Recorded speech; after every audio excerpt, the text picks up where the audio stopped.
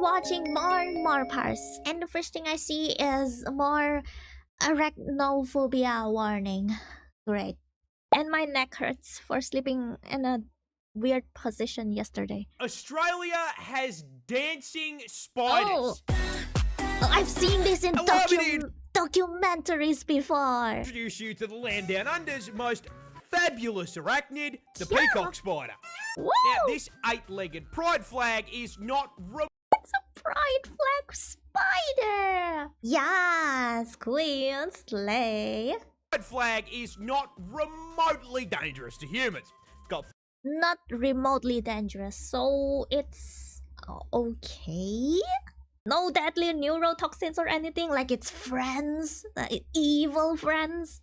got full venom, tiny fangs, and as far as size goes, they're the spider equivalent of a fucking gnome. No. What makes these little guys interesting is their love lives. You see, not unlike normal peacocks, it's only the males of the species that are running the RGB gamer lights.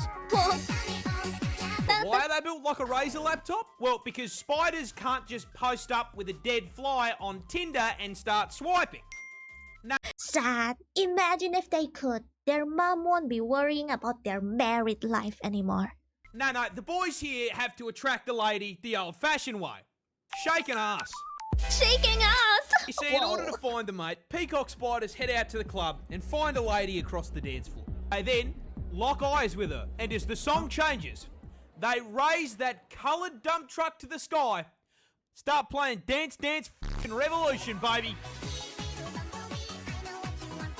Now, as he dances, the female spider watches very closely. Whoa. Not only paying attention to the movements of the dance, but also the f***ing vibrations. And if our protagonist here can nail Osu Valentine's Edition just right, the female spider will slowly approach, lean in for a kiss. Oh, immediately. Oh, so fast. But here's the thing. If he f***s up the dance, he fails the charisma check. And if he f***s the charisma check, he's no longer boyfriend material. He's a f***ing Happy Meal. Oh no. Oh no. This turtle. Dance or die. They dance because their life depends on it.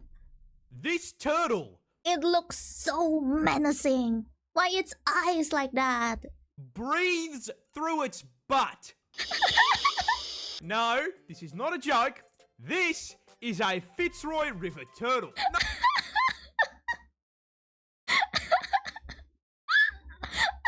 Native to the land down under, and as with most of the shit found in God's drafts folder, its existence begs a single question.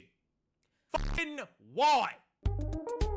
Well, these little guys are freshwater bottom feeders. It's so small. Like, look at it. Aww. And what do you mean its fart smell? The one that smells, it's its breath. It's its mouth breath. Nose breath. Guys are freshwater bottom feeders, snatching and consuming the children of aquatic insects and munching down on the occasional ribbonweed salad. And as with most river turtle species, this requires them to spend most of their time in the water. Now, rather than doing what most turtles do and developing an insane lung capacity, the Fitzroy decided to evolve a set of gills alongside their lungs to allow them to stay underwater for 3 weeks at a time. 3 weeks! How are you? Oh my... 3 weeks later. Oh my god. 3 weeks though. And here I thought it's only 3 hours. Weeks later. Not that I'm saying 3 hours isn't impressive. It is. But 3 weeks, holy. Weeks at a time. Hello, how are you? 3 weeks later. I am under the water. However, when placing the gills, God was absolutely fucking plastered. And instead of placing them on the neck like a normal animal, he slipped on a beer can and not only placed them on its ass, but inside of it. What? And you know what makes this even worse? Turtles do not have a single-purpose hole like you or me. They have a cloaca, which is the fucking Swiss Army knife of holes. This means that Fitzroy River turtles shit, piss, breathe, and fucking mate out of the same hole.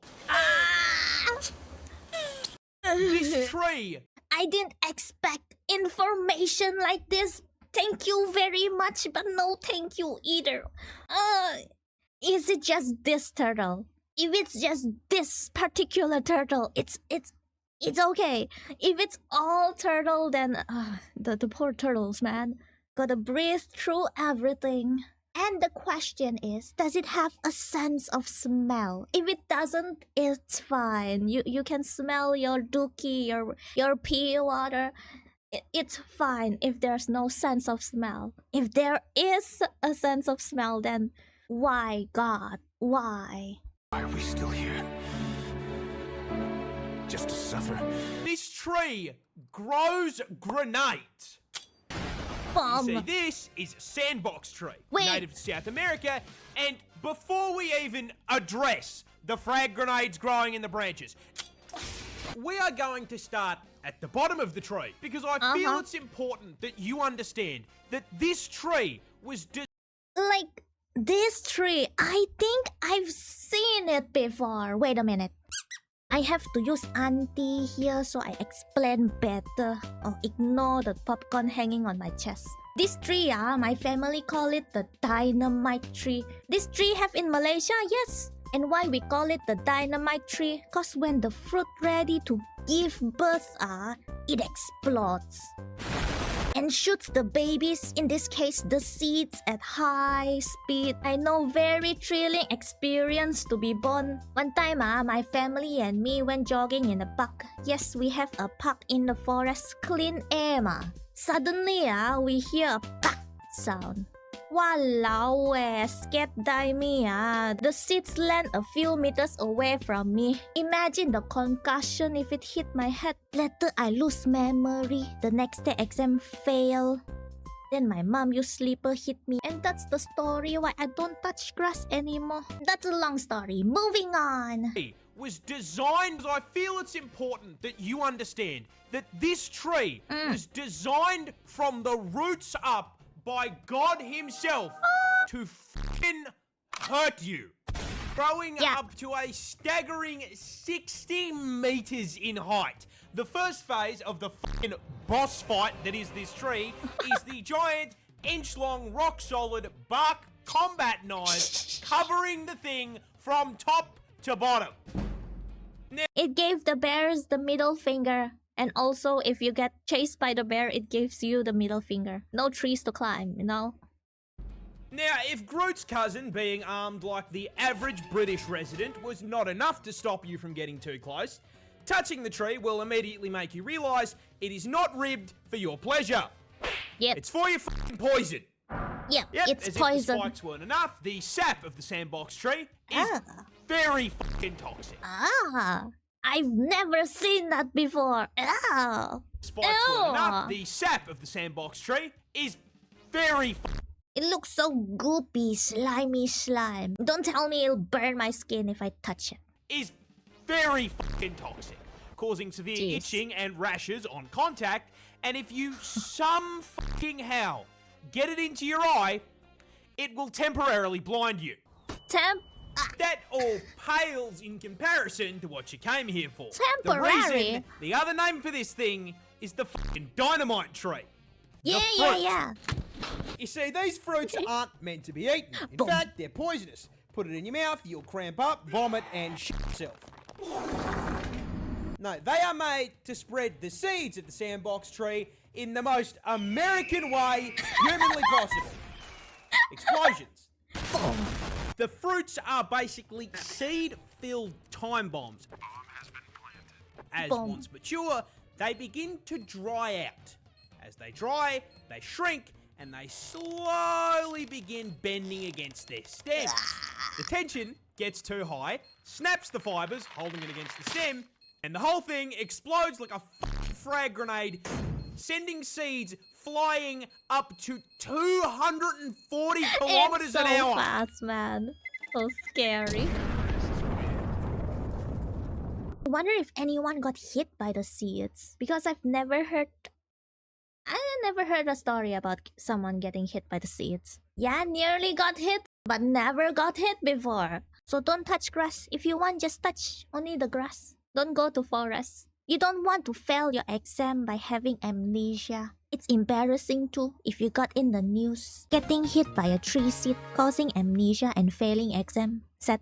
You see this thing T-pose? Run. What? Why though? I wanna know so badly. Introducing the anteater, a goofy little creature native to Brazil, and to understand why the absolute stance on this bad boy is a threat to your health, you're gonna have to understand a little about his lifestyle first. Now listen, I know this may come as a shock to you, but the anteater eats ants. Duh. And weighing in at 40 kilos and 1.8 meters in length, it Wow. needs to consume up. It's so big.